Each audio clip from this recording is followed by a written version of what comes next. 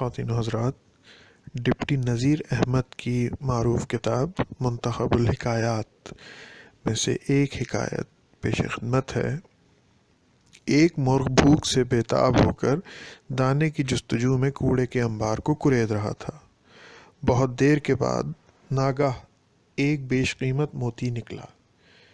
موتی کو دیکھ کر مرغ نے بڑی حسرت کے ساتھ آہ کی اور کہا، افسوس اتنی جاں کاہی کے بعد مجھ کو ملا بھی تو موتی، جس سے نہ میرے دل کو تشفی ہو سکتی ہے اور نہ میری بھوک کو تسکین۔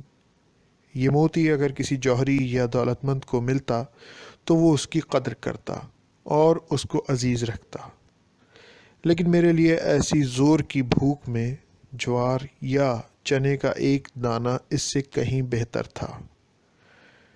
اس حکایت کا حاصل ہے کہ نمائش اور آرائش کی اصلی چیزیں زندگی کی اصل ضرورتوں میں کام نہیں آتیں۔ شکریہ۔